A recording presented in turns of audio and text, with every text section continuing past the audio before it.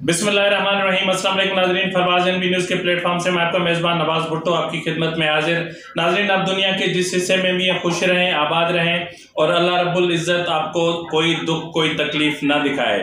नाज़रीन, आज का प्रोग्राम शुरू करने से पहले मैं आपको बताना चाहता हूँ कि आज हमारे साथ पाकिस्तान के माया नाज सहाफ़ी और तजिया निगार मज़हर अब्बास साहब मौजूद हैं और आज आप मुझसे नहीं बल्कि आप मज़हर अब्बास साहब की बातें सुनेंगे कि इस वक्त मुल्क में क्या हो रहा है और इंतखाबात का जो मामलात हैं वो किस तरफ जा रहे हैं, हल्का बंदियाँ किस तरह होंगी और ये जो निगरान वज़ीर आज़म है, बुनियादी तौर पर ये जो निगरान वज़ीर आज़म है ये किसका होगा, किसका है।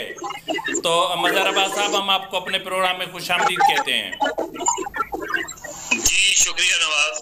मज़हर अब्बास भाई, मैंने कल से एक चीज़ जहन में आ रही है कि जो निगरान वज़ीर आज़म है ना तो वो पाकिस्तान पीपुल्स पार्टी का है, ना तो वो पीडीएम का या इत्तेहादी जमातों का है। तो ये तो जाहिर है कि जहाँ से आया है, अगर हम इसको मद्देनज़र रखें तो क्या कोई बहुत बड़े फैसले होने जा रहे हैं या सख्त फैसले होने जा रहे हैं? जी शुक्रिया। देखें नवाज, सबसे पहले तो जो हमारे केटीएम के एक साथी शहीद हुए हैं जान मोहम्मद मेहर साहब, मेरा ख्याल है कि वो बहुत ही काबिल मजम्मत वाकया है और जाहिर है सिंध भर में सहाफ़ी उस पर एहतजाज कर रहे हैं और मेरी ज़ाती तौर पे भी जान मोहम्मद मेहर को मैं जानता था, ज़ाती तौर पे भी उनसे मुलाकातें भी रही थी और आज सुबह भी मेरी एडिशनल आईजी गुलाम नबी मेमन साहब से बात हुई थी इस हवाले से कि वो उनके कातलों को फिलफौर गिरफ्तार किया जाए।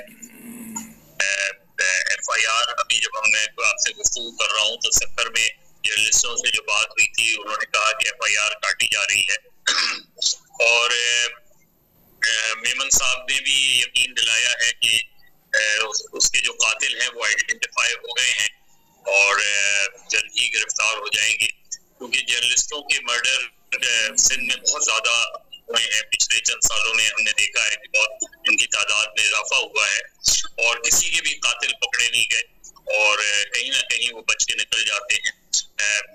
बहुत से मामला हैं, मुमकिन है कि सहाफती जो है हटकर भी हों, लेकिन असल चीज ये है कि किसी का कत्ल हुआ है तो उसके कातिल को गिरफ्तार किया जाए और मुकदमा चलाया जाए और उसके मुकदमे में जो भी चीजें सामने आए वो अलग बात है। यहाँ तो कातिल ही गिरफ्तार नहीं होते, FIR कटाने में वक्त लग जाता है। तो ये वो चीजें हैं जिसके सिलसिले में जर्नलिस्ट सेफ्टी कमीशन जो बना है रशीद रिजवी साहब की, वो भी इस सिलसिले में काम कर रहा है। बदकिस्मती से पिछली जो सिंध गवर्नमेंट थी जो अभी खत्म हुई है, उसने सिंध असेंबली ने कानून तो बना दिया, कमीशन भी बना दिया, लेकिन ना उनके लिए कोई बजट रखा, ना उनको कोई सेक्रेटेरिएट दिया गया काम करने का, ना उस तरह। लेकिन एनीवे उम्मीद है कि निगरान हुकूमत ये काम कर लेगी जो सिंध में बनी है। जस्टिस मकबूल बाकर साहब जो है वो काफी अच्छी शोहरत रखने वाले वो हैं। जहाँ तक ये आपका सवाल है, मेरा नहीं ख्याल कि पीपल्स पार्टी और मुस्लिम लीग इस सवाल पे जाने से पहले मैं आपको ये बताना चाहता हूँ कि जान मोहम्मद मेहर साहब एक जिंदा दिल और एक बहादुर और सहाफ़ियों के हकूक़ के लिए लड़ने वाले शख्स थे और आपको शायद याद होगा कि डॉक्टर रिजवान जो SP थे शिकारपुर में, उन्होंने एक रिपोर्ट दी थी जो एक कंट्रोवर्शियल थी कि वहाँ के जो मकामी सरदार वडेरे MPs MLAs मिनिस्टर्स वो किस तरह डाकुओं की पुष्टपनाही करते हैं, वो किस तरह डाकुओं के सहूलतकार बने हुए हैं, किस तरह लोगों को किडनैप किया जाता है, किस तरह उनको छोड़ा जाता है। वहाँ पर इस वक्त पुलिस बेबस हो चुकी है, लेकिन बदकिस्मती हमारी ये है कि सिंध हुकूमत इतनी कमज़ोर और इतनी मतलब इसकी घटिया सोच वाली है कि इस ऑपरेशन को करने के लिए ना तो रेंजर्स को उतार रही है और ना ही वहाँ पे जो है वो मुसल्लह अफवाज की खिदमत हासिल कर रही है। और यही वजह है कि जान मोहम्मद मेहर पहले सहाफ़ी थे जो डाकुओं के अंदर जंगल में अंदर जाकर उनके इंटरव्यू करके आए थे। अगर एक सहाफ़ी पहुंच सकता है तो फिर पुलिस क्यों नहीं?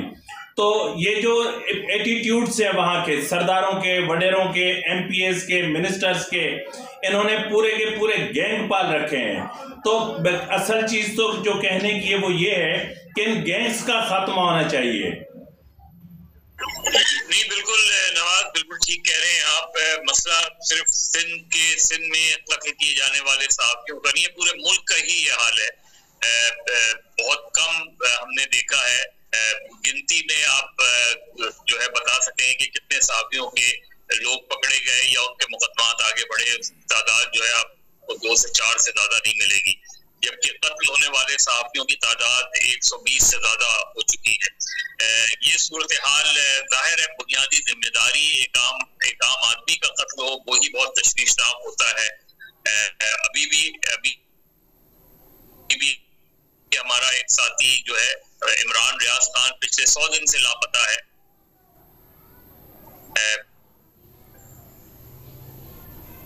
आप उसे अगर कोई आदमी लापता है तो उसका पता चाहिए और ये उसकी जिम्मेदारी है। अरशद शरीफ का कत्ल हुआ, आज तक नहीं पता चला कि उसके कातिल। बड़ी GIT भी बनाई गई, सुप्रीम कोर्ट तक बात गई। तो बेसिकली जो सूरत हाल है, जिस तरह आपने कहा कि सिर्फ यही नहीं, मुझे इससे पहले अगर आपको याद हो 2006 में जब मुनीर सांगी का कत्ल हुआ था, लाड़काना KTN के ही कैमरामैन थे उनका, और उस वक्त भी कातिल आइडेंटिफाइड थे, उस वक्त भी पता था कि कातिल कौन है।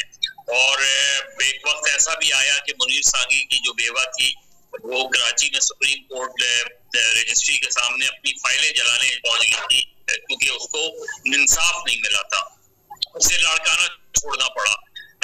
उस वक्त इत्तेफाक से मैं सुप्रीम कोर्ट में ही था, तो मैंने उनसे दरख्वास्त की कि आप ये फाइलें नहीं जलाएं, ये जाहिर है ये एक रिकॉर्ड है जो अगर जल गया तो फिर उसमें। लेकिन असल सवाल वही है कि ये फ्रस्ट्रेशन, जबकि चीजें आइडेंटिफाइड होती हैं, आपको पता होता है कौन लोग इसके पीछे हैं, तो अगर उन तक ना पहुंचा जाए तो इसकी 100%, 110% जिम्मेदारी उस वक्त की हुकूमत की होती है।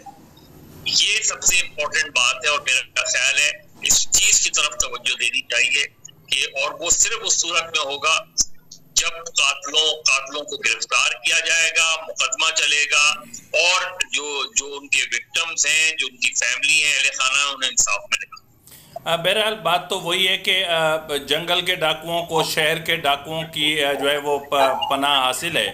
हम आते हैं अब अपने सवाल की तरफ, और मेरा सवाल वही है कि जो जिस तरह का निगरान वज़ीर आज़म ये लेकर आए हैं, और कल जो ईवान सदर में तकरीब हुई उसमें पॉलिटिकल पार्टीज़ का कोई बड़ा रहनुमा शरीक नहीं था, और जिस तरीके से प्रेसिडेंट का कंडक्ट देखा गया वो भी अपने आप में एक माना खेज था।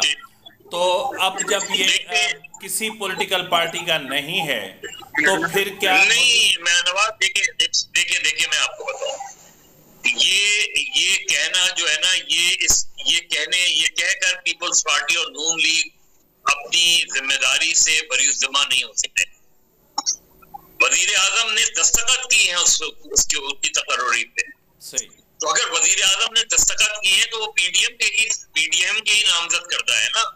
तो अगर उसके बाद बैठ के ख्वाजा आसिफ जो है किसी जगह शादेब खानदादा के प्रोग्राम में ये कहें कि मुस्लिम लीग, नून और पीपल्स पार्टी का डॉक्टर अब्दुल मालिक के नाम पर इत्तेफाक था, तो सवाल ये है कि वजीर आजम ने दस्तखत क्यों किए? जाने देते मामला पार्लिमानी कमेटी को पे, जाने देते मामला इलेक्शन कमीशन में, इलेक्शन कमीशन कर देता ना, इलेक्शन कमीशन इनको नामजद कर देता।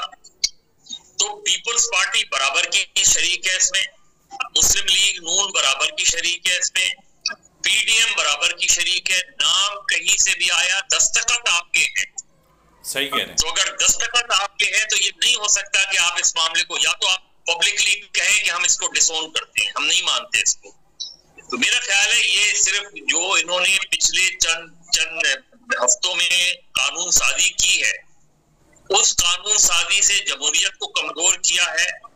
उस कानून साजी की वजह से जो है आपको यही लोग जो आप जो है निगरान हुकूमत के हवाले करके गए हैं, कल यही लोग इन कवानीन को रिग्रेट करेंगे। देखिए, अभी मैं किताब पढ़ रहा था सुबह, द ट्रायल ऑफ इंडिपेंडेंस, उसमें बहादुर शाह जफर का जो ट्रायल हुआ था, उस ट्रायल के नतीजे में पहली मर्तबा बगावत सेडिशन की कानून आया। वो कानून आज तक पाकिस्तान में लागू है उसका। तो सवाल ये है कि आपने वो कवानीन अपने यहाँ लागू किए हैं और उनको मजबूत कर रहे हैं जो तहरीक आजादी को कुचलने के लिए बनाए गए थे, चाहे वो 1857 की तहरीक आजादी हो, 1861 का कानून हो या 1923 का कानून हो। हमने उन कवानीन को खत्म करने की कोशिश ही नहीं की जो अंग्रेजों ने उस आजादी की तहरीक को कुचलने के लिए बनाए थे। तो अब ये जो इस वक्त पीडीएम की गवर्नमेंट है, बदकिस्मती से जो है, इन्होंने बहुत ज्यादा इन कवानीन को बना के न सिर्फ अपने पैरों पे कुल्हाड़ी मारी है, बल्कि जमहूरियत पर जो है वो शब खून मारा है। अब इसके नताइज आगे चल के शायद हम सबको ही फील हो कि इसके नताइज क्या निकलेंगे, चाहे ऑफिशियल सीक्रेट एक्ट हो या मिलिट्री फौजी अदालतों में सिविलियंस के ट्रायल का मामला हो या मीडिया के हवाले से कवानीन हो। ये सारी चीजें ऐसी हैं जिन पर बहुत ज्यादा बहस करने की जरूरत है और पीडीएम से इसका जवाब मांगने की बहुत जरूरत है। अच्छा, इनको ये तो पता था कि आर्मी एक्ट में तरमीम करनी है, लेकिन इनको ये पता नहीं था कि चीफ ऑफ आर्मी स्टाफ को जो एक्सटेंशन देने का मामला था वो रिवर्स करना है। उस पर इनको जो है वो पता नहीं, इनकी ज़बानों पर या होंठों पर कोई ताले लगे हुए थे कि अदलिया की अपना पार्लिमान की पेशानी पे एक स्याही, एक दाग, एक धब्बा लगा हुआ है कि उसको किसी तरीके से मिटाया जाए, लेकिन ऐसा नहीं किया। और जिस तरह की कानून साजी ओवर द नाइट की गई, यानी बगैर पढ़े, यानी गवादर यूनिवर्सिटी है तो वो लाहौर में है, तो इस और क्या हम तवक्को रख सकते हैं? नहीं, करोना तो आज पीडीएम मुस्लिम लीग और पीपल्स पार्टी या जेयूआई ये कह के नहीं बचा सकते कि जी हमारा नामजद करदा नहीं है। ये भी करदा है, उनको नामजद नहीं किया है आपने ही। और ये हम देखें, आप पिछले चंद सालों में हम देखें, चाहे वो आर्मी चीफ की एक्सटेंशन का मामला हो, कवानीन का मामला हो, पार्लियामेंट ने बदकिस्मती से किसी एक जगह भी मुझे नहीं लगता कि पार्लियामेंट ने कोई पोजीशन ली हो। ऐसा लगता है कि पार्लियामेंट अगर मुल्क का वजीर आजम ही ये कहे कि मैं एस्टेब्लिशमेंट की आंख का तारा हूं, तो फिर आप क्या कहेंगे? और उस पर जो है वो हमारी पीपल्स पार्टी हो या जेयूआई हो, वो सारे लोग तालियां बजाएं, जैज बजाएं, कोई खड़े होके ये बात ना कर सके इस चीज का।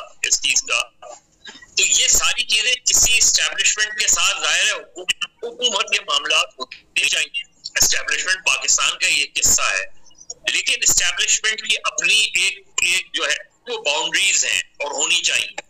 जुडिशरी की अपनी बाउंड्रियां होनी चाहिए, पार्लियामेंट की अपनी बाउंड्रीज हैं और होनी चाहिए। और पार्लियामेंट की जिम्मेदारी इसलिए ज्यादा बनती है कि वो लोगों के रिप्रेजेंटेटिव होते हैं। इसलिए अब अगर आप देखें कि पिछला एक हफ्ता हो गया है ये गवर्नमेंट को डिसॉल्व हुए, असेंबलीज को, नेशनल असेंबली, एक हफ्ते में आज के दिन तक इलेक्शन कमीशन की तरफ से कोई इलेक्शन शेड्यूल का ऐलान नहीं हुआ, कोई क्लियर कट पॉलिसी नहीं है। ये मजाक आपने बना दिया। और अगर 90 रोज में इलेक्शन नहीं कराते तो आप ये समझ लें कि वैसे ही पंजाब और खैबर पख्तूनख्वा में इलेक्शन ना करा के आपने आइन को जो है डैमेज किया है। और हम किस साल ये आइन के साथ सलूक कर रहे हैं जो आइन के 50 साल मुकम्मल होने वाला साल है। यानी ये साल तो हमें आइन को सेलिब्रेट करने का साल था, लेकिन इस साल हम आइन को इस तरीके से रोंद रहे हैं कि उसके बाद में रह क्या जाएगा। उसके बाद आप डेमोक्रेसी, आप जमहूरियत को कमजोर से कमजोर तर करते जा रहे हैं, आप जमहूरियत को आप गैर जमहूरी कुव्वतों के सुपुर्द करते जा रहे हैं आप। तो इस तरीके से मेरा ख्याल है हमारी सियासत को जो है और सियासी जमातों ने जो रोल प्ले किया है उसका नाकाबिले तलाफी नुकसान हुआ है। जमहूरी अक़दार को, जमहूरी रवायात को, इंतहा पसंदी तक के कवानीन तो आपने पास कर लिए। ये सारी चीजें ऐसी हैं कि जो नजरअंदाज नहीं की जा सकती। और जो आपने बात की कि आप रातों रात कोई बिल लाना, कोई कानून बनाना बगैर बहस और मुबाहिसे के, बगैर डिबेट के, जिन लोगों ने भी पढ़े बगैर दस्तखत किए हैं वो मेरे ख्याल है मुजरिम है। क्योंकि आप पढ़े लिखे सेनेटर्स हैं, कौमी असेंबली के रुकन हैं, आपको कोई भी पार्टी, अपनी पार्टी आपको प्रेशर करे, आप कैसे उसे पढ़े बगैर दस्तखत कर देते हैं। तो मेरा ख्याल है, मुझे तो बहुत मायूसी हुई है जो कुछ पिछले चंद सालों में और पिछले चंद हफ्तों में हुआ है। अच्छा मजहर भाई, अब जो अल्फाज मैं अभी कहने जा रहा हूँ वो थोड़े से हैं तो मुश्किल, लेकिन कहने पड़ते हैं कि एक तरफ तो खैबर पख्तूनख्वा दहशतगर्दी की जद में है और दूसरी तरफ अफ़गानिस्तान से मुल्क का हमारा बॉर्डर इतना गैर महफूज है कि वहाँ से दहशतगर्दों की आमोदरफ्त नहीं रुक रही। और दूसरी बहुत ख़तरनाक जो बात है वो ये है कि यहाँ से हमारा डॉलर स्मगल होके अफ़गानिस्तान जा रहा है और ईरान का तेल स्मगल होके यहाँ पर आ रहा है। हमारी बॉर्डर सिक्योरिटी फोर्सेस कुछ भी नहीं कर पा रही और अब उल्टा कि आप बेहतर पॉलिसी मेकिंग करें या पॉलिसीज़ बनाएं और आप उल्टा फ़ौज को जो है वो कह रहे हैं कि जब आप ज़रात में भी आप आएँ और ये फ्लाईओवर्स भी आप बनाएं, अंडर पासिस भी, चीफ ऑफ आर्मी स्टाफ ना होता तो ना बनता। यानी सिर्फ ये नहीं कहा कि ये नाली जो बनी है ये चीफ ऑफ आर्मी स्टाफ की वजह से नहीं बनी, बाकी तो शहबाज शरीफ ने, मैं तो कहता हूँ कि नवाज शरीफ के आने का परमानेंट कोई रास्ता बंद करने का प्लान बना रखा था। देखिए, सबसे ये जो मसाइल है जिनकी तरफ आपने इशारा किया, ये सारी चीजें हैं। देखिए, इसका एक बहुत हद तक ताल्लुक ये है कि हमने, पाकिस्तान की सियासी जमातों ने, पाकिस्तान की पार्लियामेंट ने, हमारे लोगों ने, हमने जो थर्ड टियर ऑफ डेमोक्रेसी है, यानी बल्दियाती इदारों को वो इख्तियार दिए। ये सारी चीजें जो ब्रिज बनाना, फ्लाईओवर बनाना, अंडरपास बनाना, सर्कुलर रेलवे, ये वो चीजें हैं जो बल्दिया जो सिटी गवर्नमेंट की जिम्मेदारी होती है, जो मेयर की जिम्मेदारी होती है। हमने 18वीं तरमीम कर ली, हमने मरकज से सूबों तक इख्तियार ले आए, लेकिन निचली सतह तक इख्तियार देने को तैयार नहीं है। जब तक आप इस मुल्क में अपनी बल्दियात को मजबूत नहीं करेंगे, बल्दियाती इदारों को मजबूत नहीं करेंगे, क्योंकि सारा मसला ये है कि जो आपके MNAs MPAs हैं, ये डेवलपमेंट फंड ले जाते हैं, कोई हिसाब नहीं देते। वो डेवलपमेंट फंड बंद करके बल्दियाती इदारों को मजबूत करें। मेयर मजबूत होगा, शहर मजबूत होगा। आप देख लें ना, दुनिया भर में देख लें आप, 9/11 जैसा वाकया हुआ, न्यूयॉर्क का मेयर सारा पूरा बाइख्तियार आदमी था, वो सबको डील कर रहा था। बॉम्बे का वाकया हुआ, बॉम्बे का मेयर डील कर रहा था सारे वाकयात को। दुनिया भर में बल्दियात और सिटी गवर्नमेंट जो होती हैं वो सबसे ताकतवर होती हैं। तो हमारे यहाँ बदकिस्मती से जो अराकीन असेंबली है, अराकीन पार्लियामेंट है, वो इख्तियार देने को तैयार ही नहीं है बल्दियाती इदारों को, ताकि उनसे। दूसरी बात, जो सूबाई हुकूमतों की और मरकजी हुकूमत की का ताल्लुक है, कभी भी तवज्जो गवर्नेंस की तरफ नहीं दी गई। अच्छी गवर्नेंस कायम करने में हमारी जो हुकूमतें हैं वो बुरी तरह नाकाम रही हैं। आप क्यों नहीं फैसला करते अफगान महाजरीन को वापस भेजने का? आप क्यों नहीं एक फैसला करते कि आपके मुल्क की मईशत पर बोझ है अफगान महाजरीन? आप ये फैसला करें। जो वक्त था उस वक्त तक हमने, पूरे पाकिस्तान की कौम ने, सबने जो भी हो सका उनकी मदद की, उनको पनाह दी, उनको रखा। लेकिन आज वो जब अफगानिस्तान में जो है हुकूमत कायम है, तो यहाँ रखने का कोई जवाब ही नहीं है। यहाँ अफगानी जो है पाकिस्तानी नेशनल्स बने हुए हैं। तो एक ऐसा फैसला आपको करना पड़ेगा इस सिलसिले में, और एक भरपूर अंदाज में ऑपरेशन आपको करना पड़ेगा। आप कराची ले लें, आप रूरल सिंध ले लें, आप पंजाब ले लें, बलूचिस्तान ले लें, खैबर खासतौर पे बलूचिस्तान और खैबर पख्तूनख्वा और कराची में ये इशू बहुत ज्यादा सेंसिटिव है। तो मेरा ख्याल है जितनी हम ताकीर करेंगे इस मामले में, उतना ही हम नुकसान करेंगे, क्योंकि ऐसे ग्रुप्स, ऐसे स्लीपर सेल्स बने हुए हैं जो एक इशारे पर एक्टिव हो जाते हैं।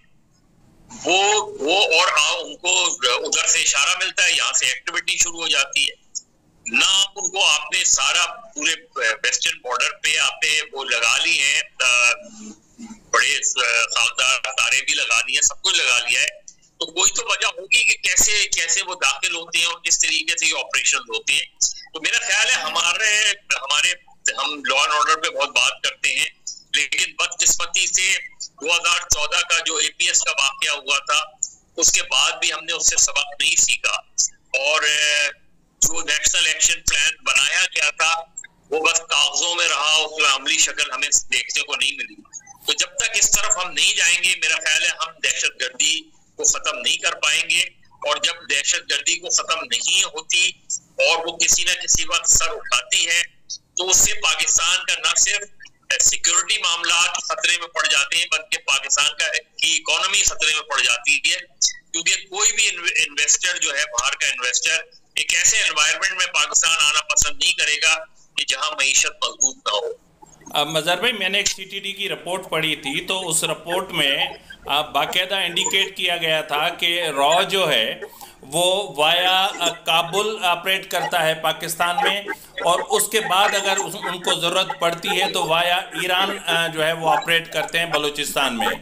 तो जहां ऐसी सिचुएशन हो और जहां जहां अफगान आबादियां मौजूद हैं, वहां वहां क्राइम रेट बहुत ज़्यादा है, लेकिन इसके बावजूद इस चीज़ पर तवज्जो नहीं दी जा रही। और जिस तरह आपने कहा कि जो हमारे अख्तियारात हैं ग्रास रूट लेवल तक मुंतकली का मामला है, जाहिर है कि आपने उसकी भी निशानदेही की कि फंड्स का मामला है, लेकिन मसला ये है कि हमारे जो जब ये कागजात नामजदगी जमा होते हैं ना, उस वक्त इनसे एक हलफ लिया जाना चाहिए कि भाई आप जिस असेंबली में जा रहे हैं वो एक लेजिस्लेटिव असेंबली है, आपने वहाँ सिर्फ लेजिस्लेशन करनी है। ये भंगी की तनख्वाह कितनी है, नाली कहाँ बनेगी, सफाई कैसे होगी, आप लेजिस्लेशन के लिए जा रहे हैं, आप इन कामों के लिए नहीं जा रहे हैं। तो मेरे ख्याल में सिस्टम खुद ब खुद ठीक हो जाएगा। नहीं, आपको देखिए सिर्फ 2 फैसले करने हैं, कोई भी हुकूमत नहीं करेंगे, बदकिस्मती है ये हमारी। एक ये कि डेवलपमेंट फंड का ताल्लुक लेजिस्लेचर से होना ही नहीं चाहिए, उनसे वादे तौर पे हुकूमत को ये कहना चाहिए कि डेवलपमेंट फंड जो है वो लोकल गवर्नमेंट्स का काम है। क्यों डेवलपमेंट फंड आप किस लिए लेते हैं? आप इन्हीं कामों के लिए लेते हैं ना, कि आपने ये प्रोजेक्ट लो दिया, प्रोजेक्ट बना के देते हैं, उसकी बुनियाद पर आपको फंड मिलता है। वो प्रोजेक्ट लोकल बॉडीज का काम है। आप देखें कि जिस दिन हमारा जाहिर है किसी भी आमराना उससे इख्तलाफ था, लेकिन मुशर्रफ के पीरियड में जो लोकल बॉडीज एक्ट बना था, उसके बाद जब नीचे तक पावर्स ट्रांसफर होने की बात आई, तो आप देखें कि उसके बाद जो MNAs MPs थे वो सिटी गवर्नमेंट की तरफ चले गए। उन्हें वो ज्यादा अपने आप को वो कर रहे थे कि हम सिटी गवर्नमेंट का, लोकल बॉडीज का इलेक्शन लड़ना शुरू कर दिया था उन्होंने। इसलिए ये अप्रोच बहुत जरूरी है, बहुत ही महदूद होना चाहिए कौमी असेंबली और सेनेट का काम, और महदूद इस उसमें होना चाहिए कि आपका काम टोटली कंप्लीटली लेजिस्लेशन है। आपका काम, इसीलिए उसे कानून साज असेंबली कहा जाता है, इसीलिए उसे आईन साज असेंबली कहा जाता है, कि आपका काम आईन में तरामीम करना है, उस पर बहस व मुबाहिसा करना है, आपका काम ओवरलुक करना है, आपका काम अच्छे से अच्छे मजबूत बिल्स लेकर आना है, कानून बनाना है, और उनकी इम्प्लीमेंटेशन को देखना है।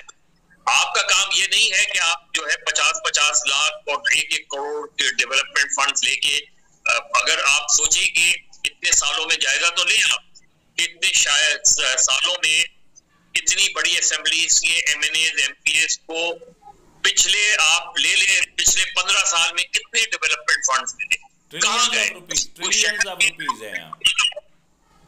कोई शहर और गांव में कोई डेवलपमेंट नजर आई, कोई बेहतरी नजर आई उनमें?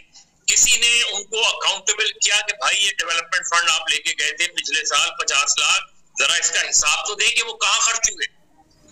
मेरा ख्याल है जब तक हमारे यहाँ ये प्रोसेस नहीं होगा, बदकिस्मती से हमारी सियासी जमातों की अप्रोच ये रही है कि हमने सियासी जमातों को डेमोक्रेटाइज किया ही नहीं, हमने अपनी सियासी जमातों सियासी जमातों में ये बहस होती ही नहीं है, और होना तो ये चाहिए। और सबके जो प्रोग्राम्स है और मंशूर है और आईन है उसमें ये लिखा है कि गवर्नमेंट और पार्टी को अलग अलग होना चाहिए।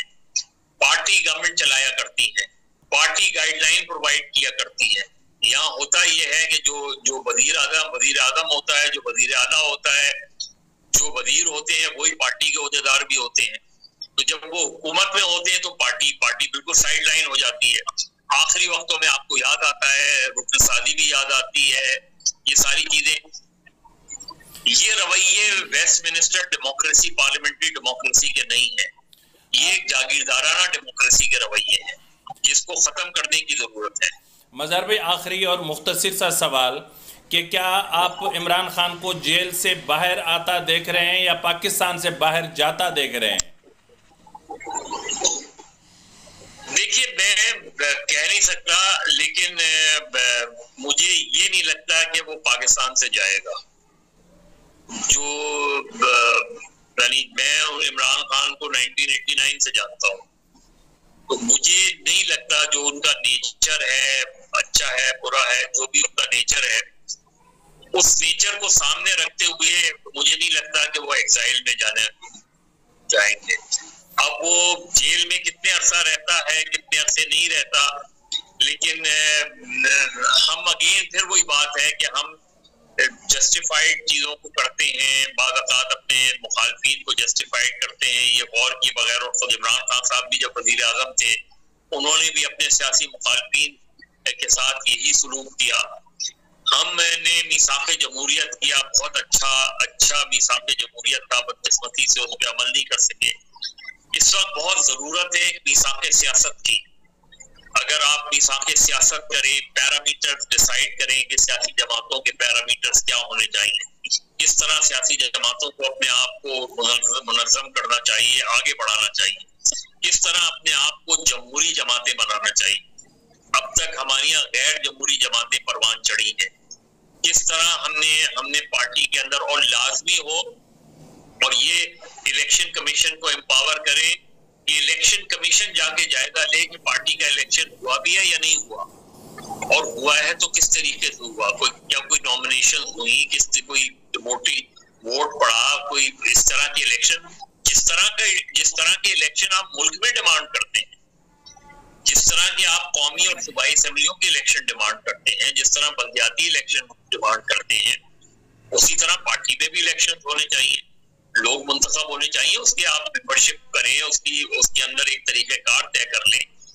जब तक हमारे यहाँ, और आप देखें कि पार्टी की मरकजी मजलिस आमला का कॉन्सेप्ट हमारे यहाँ खत्म होके कोर कमेटी बन गया है कि बस कोर कमेटी का इजलास कर लें, और कोर कमेटी का इजलास ना, कोई जनरल वर्कर्स मीटिंग सादो नादिरी होती है जिसमें पार्टी के चेयरमैन हो, सेक्रेटरी जनरल हो, रिपोर्ट सबमिट करे, फाइनेंशियल रिपोर्ट सबमिट करे।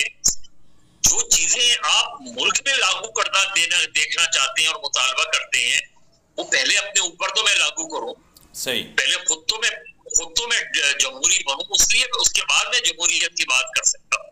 तो मेरा ख्याल है जब तक ये रवैये हमारे तब्दील नहीं होंगे, बदकिस्मती से जमहूरियत मजबूत नहीं हो पाएगी।